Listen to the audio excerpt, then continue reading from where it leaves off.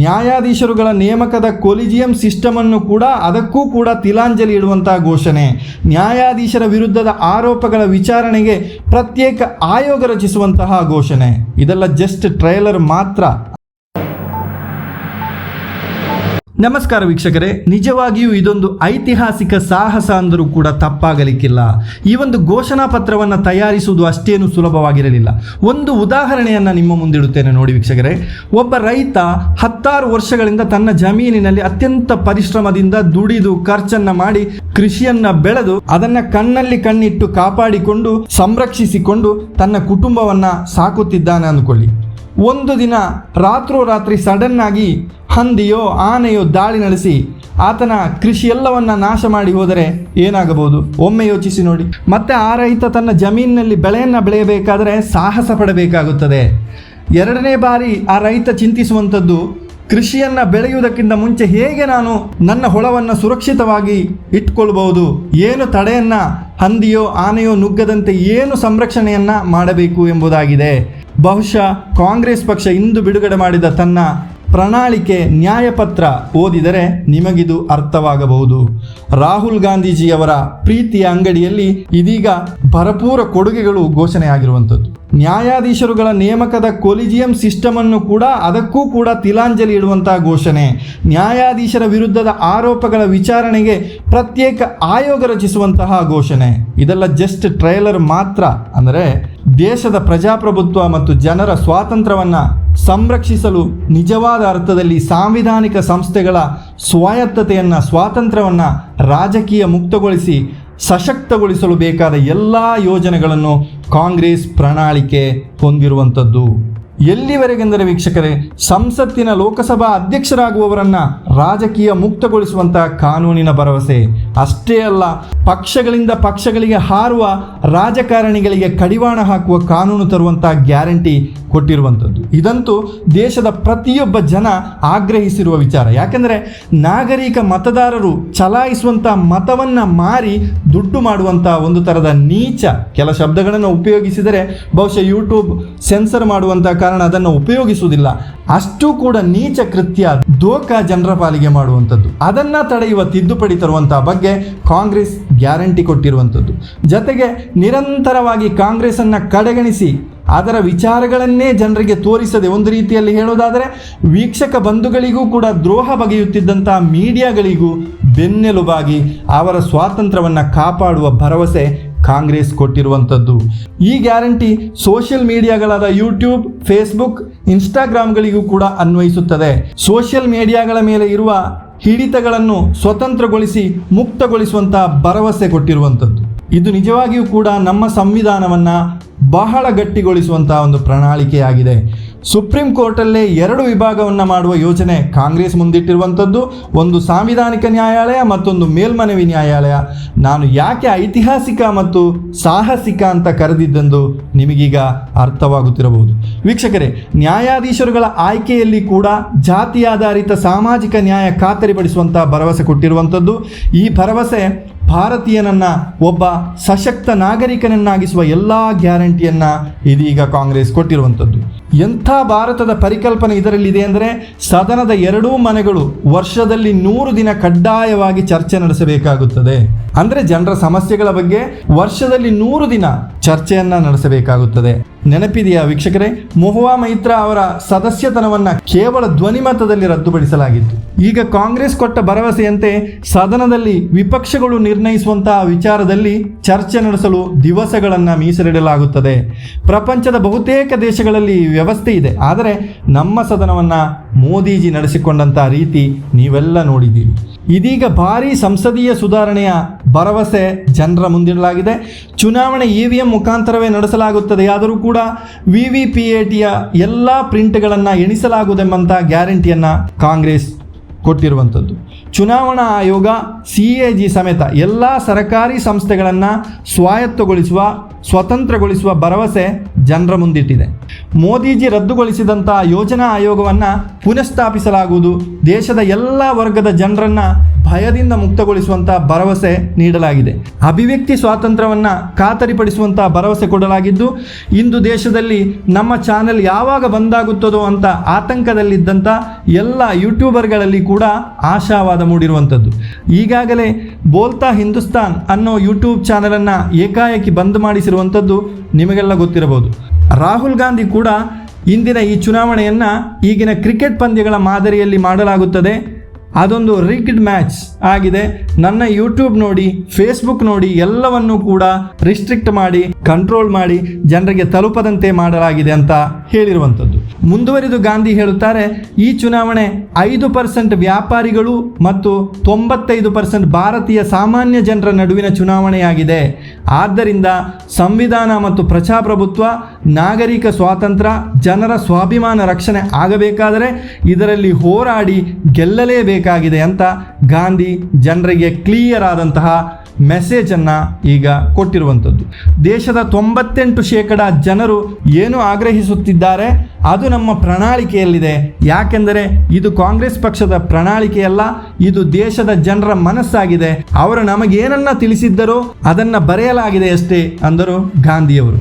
ಅವರು ಕನ್ಯಾಕುಮಾರಿಯಿಂದ ಕಾಶ್ಮೀರದವರೆಗೆ ಪಾದಯಾತ್ರೆ ಮಾಡಿ ಜನರೊಂದಿಗೆ ಬೆರೆತು ದಲಿತರ, ಆದಿವಾಸಿಗಳ, ಹಿಂದುಳಿದ ವರ್ಗದವರ ಮತ್ತು ಎಲ್ಲ ವರ್ಗದವರ ಮನೆಗಳಿಗೆ ಭೇಟಿ ಕೊಡುತ್ತಾ ಅವರ ಕಷ್ಟ ಸುಖಗಳನ್ನು ಅಧ್ಯಯನ ಮಾಡಿದ್ದನ್ನು ಇಲ್ಲಿ ನೆನಪಿಸಬೇಕಾಗುತ್ತದೆ. ಮುಂದುವರೆದು ರಾಹುಲ್ ಗಾಂಧಿ ಹೇಳುತ್ತಾರೆ, ಉಳಿದ 2% ಜನರ ಆಗ್ರಹ ಮೋದಿಜಿಯ ಪ್ರಣಾಳಿಕೆಯಲ್ಲಿರುತ್ತೆ, ಅದನ್ನು ಅದಾನಿ ಬರೆದಿರುತ್ತಾರೆ ಎಂದರು.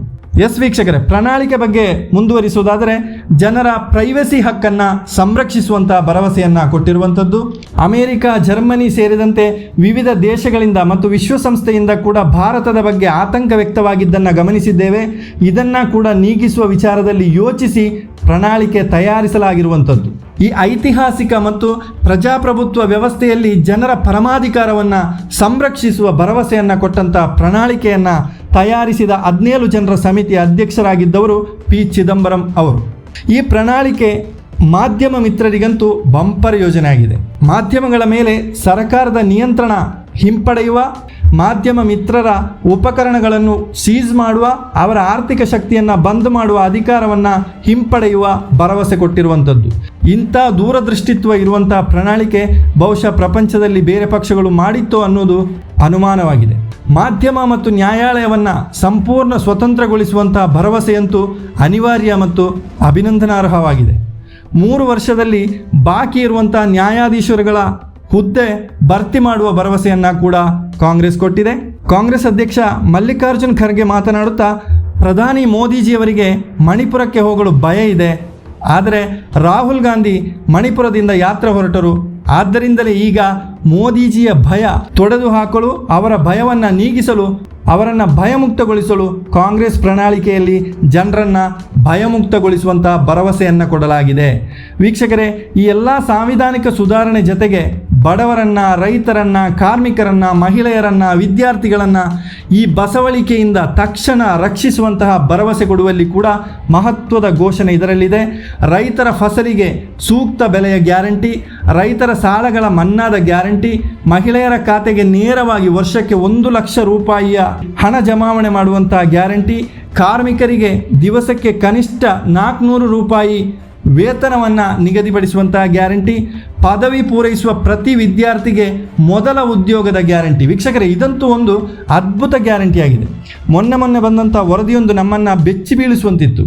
ಇತ್ತೀಚೆಗೆ IITಯಿಂದ ಪಾಸ್ಔಟ್ ಆಗುವವರಲ್ಲಿ ಕೂಡ 30% ನಿರುದ್ಯೋಗಿಗಳಿದ್ದಾರೆ ಅನ್ನುವಂಥ ವರದಿ. ಆದ್ದರಿಂದ ವಿದ್ಯಾರ್ಥಿಗಳ ಪಾಲಿಗಂತೂ ಕಲಿಯಲು, ವಿದ್ಯಾಭ್ಯಾಸ ನಡೆಸಲು ಇದಕ್ಕಿಂತ ಉತ್ತಮ ಉತ್ತೇಜನ ಬೇರೇನಿದೆ. ಇನ್ನು ಸ್ವಾಮಿನಾಥನ್ ಆಯೋಗದ ಸೂತ್ರದ ಪ್ರಕಾರವೇ MSPಗೆ ಕಾನೂನು ರಚಿಸುವಂಥ ಗ್ಯಾರಂಟಿಯನ್ನು ಕೂಡ ಕಾಂಗ್ರೆಸ್ ಕೊಟ್ಟಿದೆ. ಹೀಗೆ 10 ಹಲವು ಭರವಸೆ, ಅದು ಕೂಡ ಬಳಲಿ ಬಸವಳಿದು ನೊಂದು ಬೆಂದಿರುವಂತಹ ಜನತೆಗೆ ಆಶಾ ಕಿರಣವಾಗಿ ಈ ಪ್ರಣಾಳಿಕೆ ಕಾಂಗ್ರೆಸ್ ಬಿಡುಗಡೆ ಮಾಡಿರುವಂಥದ್ದು. ಮತ್ತೆ ರೈತನ ಉದಾಹರಣೆ ಕೊಡುವುದಾದರೆ, ಬರಗಾಲದಿಂದ ಬೆಳೆಯೆಲ್ಲ ನಾಶವಾಗುವಂಥ ಆತಂಕದಲ್ಲಿ ಹೃದಯದಿಂದ ಮಳೆಗಾಗಿ ಪ್ರಾರ್ಥಿಸುತ್ತಾ ಕಾಯುವ ರೈತನಿಗೆ ಆ ಮಳೆಯ ಮೊದಲ ಹನಿ ಬಿದ್ದಾಗ ಉಂಟಾಗುವ ಭರವಸೆ ಇದೆಯಲ್ಲ, ಅಂಥ ಭರವಸೆ 98% ಭಾರತೀಯ ಜನರಿಗೆ ಈ ಕಾಂಗ್ರೆಸ್ ಪ್ರಣಾಳಿಕೆ ಮೂಡಿಸಿರುವಂಥದ್ದು. बहुत जरूरी है कि जनता इस बात को समझे कि ये नॉर्मल चुनाव नहीं है, ये लोकतंत्र को बचाने का, संविधान को बचाने का चुनाव है और इसको लड़ना और जीतना बहुत जरूरी है। ये चुनाव 2-3%, 5% और बाकी हिंदुस्तान के बीच में चुनाव है और जो बाकी हिंदुस्तान चाहता है वो इस मैनिफेस्टो में है और जो 2% चाहता है, जो अदानी जी चाहते हैं, वो आप उनका मैनिफेस्टो देख लीजिए, आपको पता लग जाएगा। उसमें उनकी रिक्वेस्ट लिस्ट पूरी की पूरी आपको मिल जाएगी।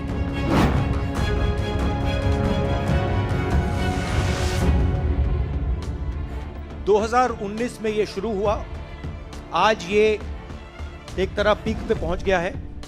हिंदुस्तान के सारे इंस्टीट्यूशंस उनके हाथ में हैं, पॉलिटिकल फाइनेंस की मोनोपोली उनके हाथ में है, CBI, ED, income tax, EC, ये सारे के सारे बीजेपी के हाथ में है, बीजेपी के कंट्रोल में है।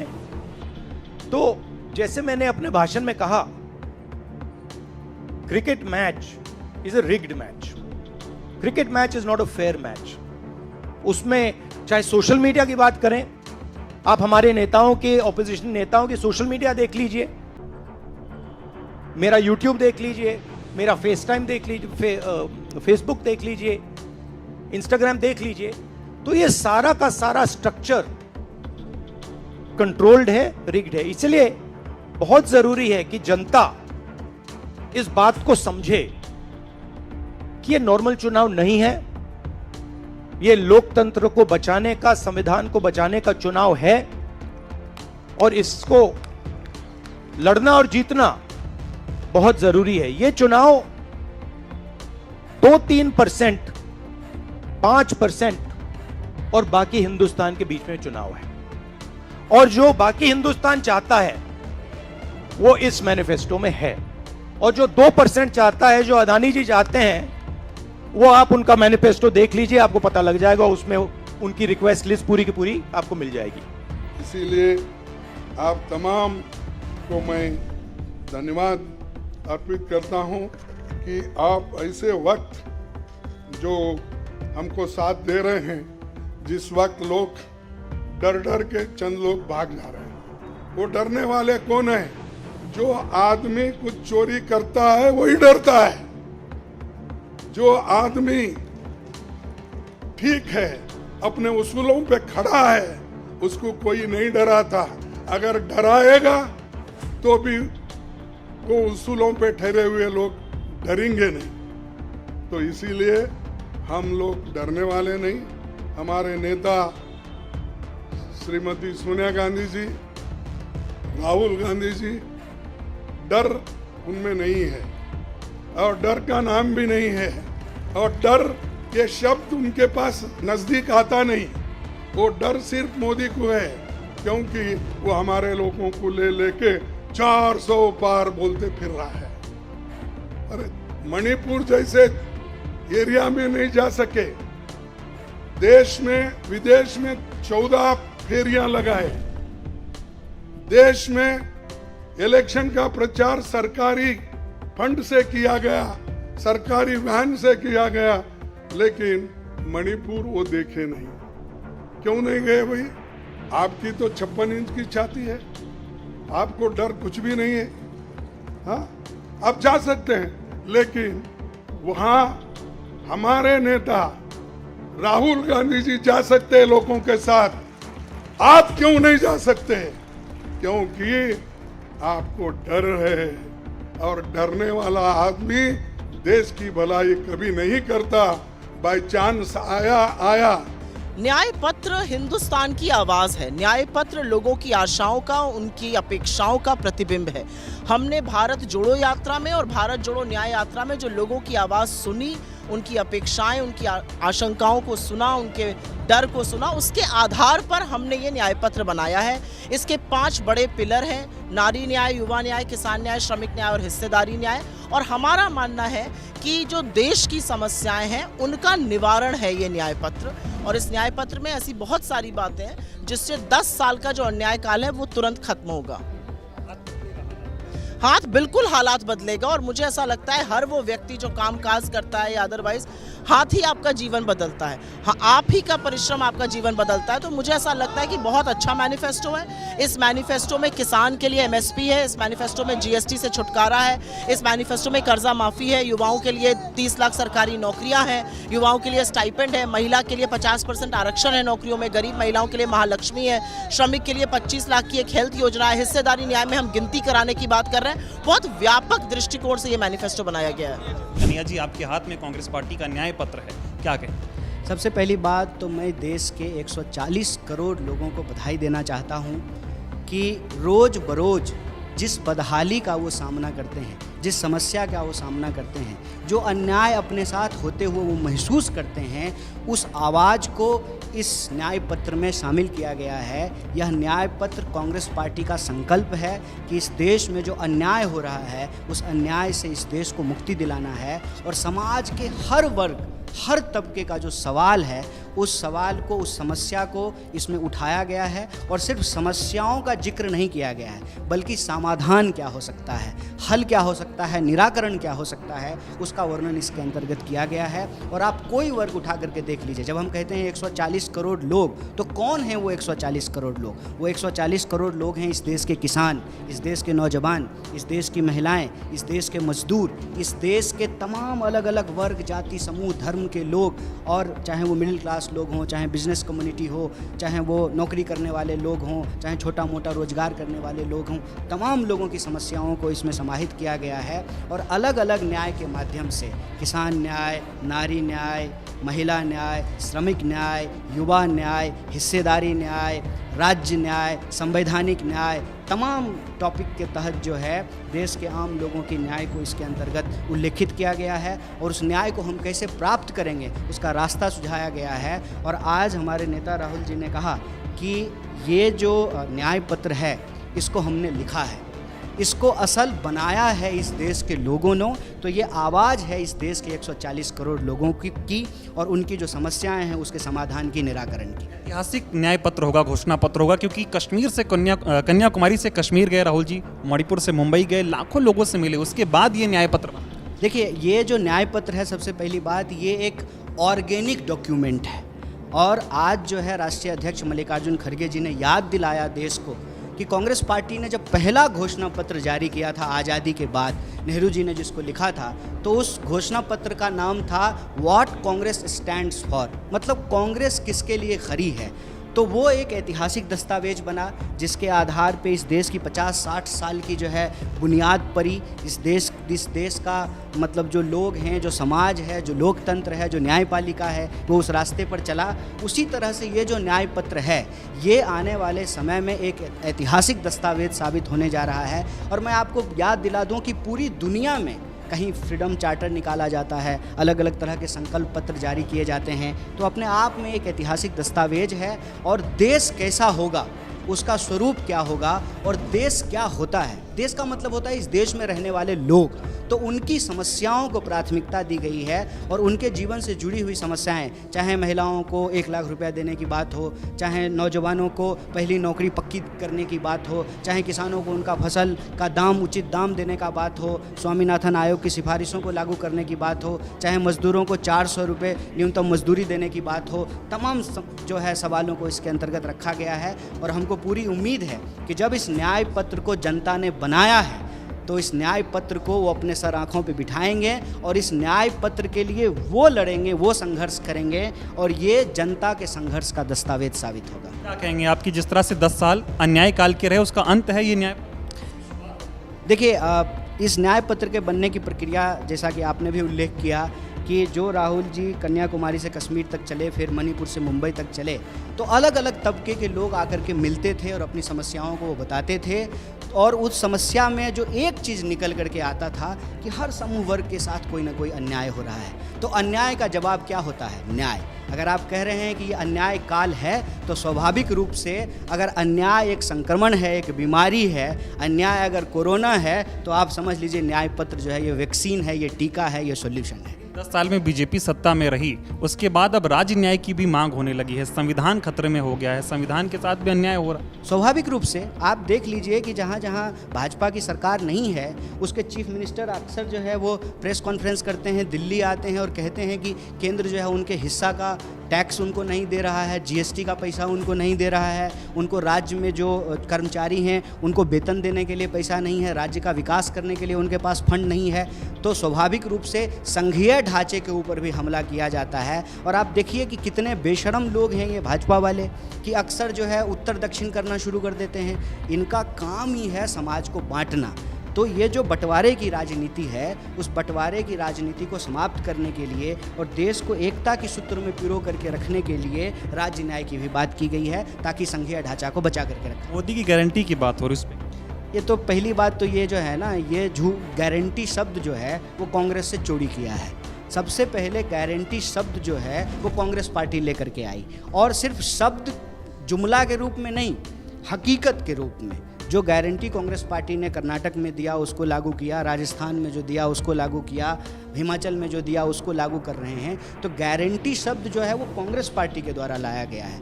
अब होता है ना कि कोई चीज़ अगर अच्छी लग जाए तो तुरंत जो है उसको कॉपी कर लिया जाए, और मोदी जी को तो पुरानी आदत है, आपको याद ही होगा एक प्रेस कॉन्फ्रेंस में जो पबजी खेलना शुरू कर दिए थे। तो हमारे यहाँ यही कहते हैं कि बुरी घोरी लाल लगाम।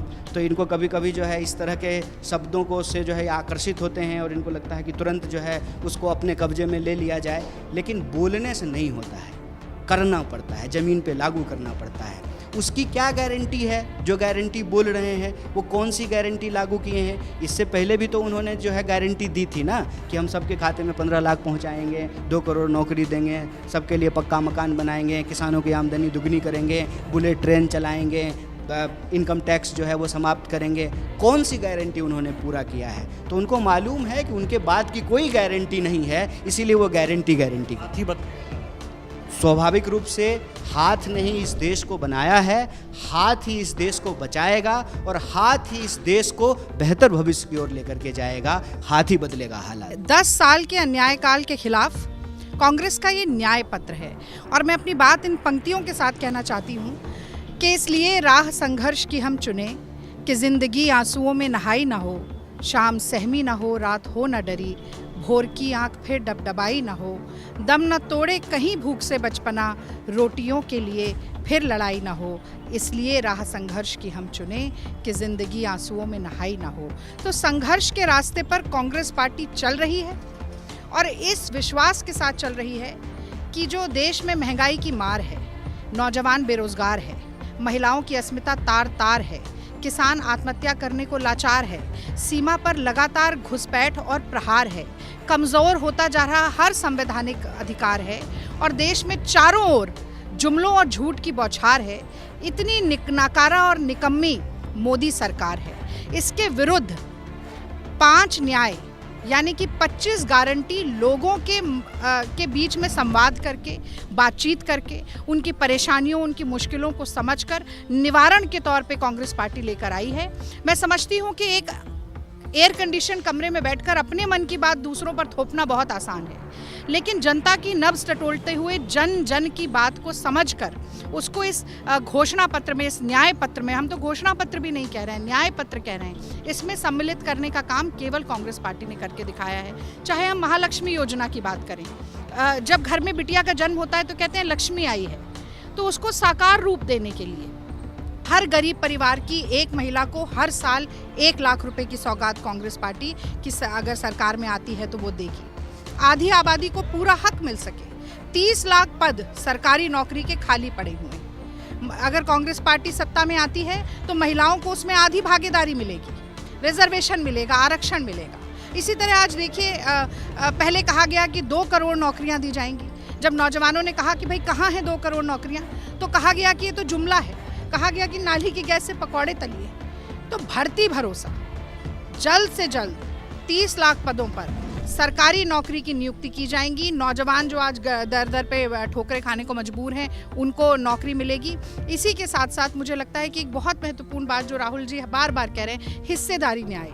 हिस्सेदारी न्याय में गिनती करो, इस देश में पिछड़ा वर्ग कितना बड़ा है, कितने दलित हैं, कितने पिछड़े लोग हैं, कितने सवर्ण लोग हैं, कितनी महिलाएं हैं, ये पता चलना चाहिए। और हर वर्ग की उनकी जनसंख्या के अनुपात में कितनी भागीदारी है निर्णय प्रक्रिया में और प्रणाली में, ये तय होना चाहिए।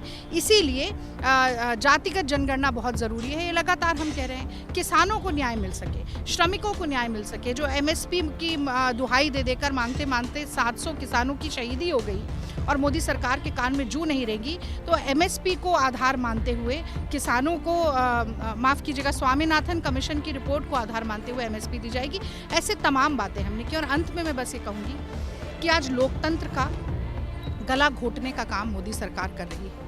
कहीं ना कहीं ED, CBI और तमाम जांच एजेंसियों को अपने हाथों की कठपुतली बनाकर प्रतिशोध की ज्वाला में केवल विपक्ष के ऊपर जो वार हो रहा है, 95% अरेस्ट जो होती हैं वो केवल विपक्षी नेताओं की होती हैं। मैं समझती हूँ इस परिस्थिति को पलटने का काम और ये तमाम ऐसे जो कानून बनाए जा रहे हैं केवल विरोधियों पर शिकंजा कसने के लिए, उनको दोबारा से एक बार उनकी समीक्षा करने का काम भी कांग्रेस पार्टी करेगी। देश में लोग, ये कहा जाता है, अगर भारत के राष्ट्रगान की बात करें तो जन गण मन, सबसे पहले जन आता है, इस देश की जनता, फिर गण आता है, यानी कि सारा महकमा जनता के लिए है, और फिर मन आता है। तो अपने मन की बात ना करें, जनता की आवाज़ को बुलंद करें, ये कांग्रेस पार्टी चाहती है। और अब मुझे ऐसा लगता है कि कितने भी साम दाम दंड भेद कर लें, जितना ये इलेक्टोरल बॉन्ड के ज़रिए इन्होंने पैसा लिया है, चंदा दो धंधा लो इस तरीके से, और शेल कंपनियों को से कहीं ना कहीं पैसा लेने का काम किया है, लगा दे सारा पैसा। पर जनता जनार्दन जब ठान लेती है तो तख्त पलट जाता है, ऊँट करवट बदल लेता है और हवा का रुख बदल जाता है, और वही होने वाला है। ऐतिहासिक घोषणा पत्र होगा, क्योंकि राहुल जी कन्याकुमारी से कश्मीर गए, मणिपुर से मुंबई गए, लाखों लोगों से मिले, उसके बाद ये बनाया गया। और राहुल जी ने कहा भी कि जनता का है, जनता ने बताया, बस हमने तो उसको पन्नों पे उतार दिया है। एक तरफ बीजेपी का घोषणा पत्र, जो 2% लोगों का घोषणा पत्र, राहुल जी ने भी कहा मोदी की गारंटी बनाम न्याय पत्र। अब देखिए, गारंटी तो मोदी जी की कहाँ ही है, मैं जानना चाहती हूँ। अगर गारंटी होती, मैं तो ये कहती हूँ मोदी रीति सदा चली आई, जो कह जाएं वो कभी ना निभाई। तो भैया 2 करोड़ नौकरी की भी गारंटी थी, 100 स्मार्ट सिटी की गारंटी थी, रुपए और डॉलर की कीमत को बराबर करने की गारंटी थी, काशी को क्योटो बनाने की गारंटी थी, ये कहा था कि पेट्रोल और डीजल 40 रुपये का मिलने लगेगा। ये सारी गारंटी कहाँ गई? मैं समझती हूँ कि आज सबसे बड़ी गारंटी नहीं, सबसे बड़ी नौटंकी है मोदी जी की, और वो जनता के सामने आ चुकी है। और आपने जो बात भारत जोड़ो यात्रा और भारत जोड़ो न्याय यात्रा की कही, वो बहुत महत्वपूर्ण है। देखिए, कुछ मैं इसको भी एक पंक्ति के माध्यम से कहना चाहती हूँ कि वसुधा का नेता कौन हुआ, भूखंड विजेता कौन हुआ, अतुलित यश क्रेता कौन हुआ, नवधर्म प्रणेता कौन हुआ, जिसने न कभी विश्राम किया, विघ्नों में रहकर काम किया। तो वही काम राहुल गांधी जी ने किया, जो मैंने शुरू में कहा कि आप लगे हैं मंच में टेलीप्रॉम्प्टर में से यहाँ वहाँ हाथ हिलाते हुए जुमलेबाजी करने में, आप लगे हैं एयर कंडीशन कमरों में बैठकर मन की बात थोपने में, आप लगे हैं ED, CBI जांच एजेंसियों का दुरुपयोग करके विपक्षियों को जेल भेजने में। और एक तरफ आपकी ये राजनीति और दूसरी राजनीति है राहुल गांधी की, जो बहते पानी की तरह अविरल, निश्चल, सतत, निरंतर, लगातार चलते रहे, लोगों के घर घर जाकर उनके दुख का भागीदार बनकर।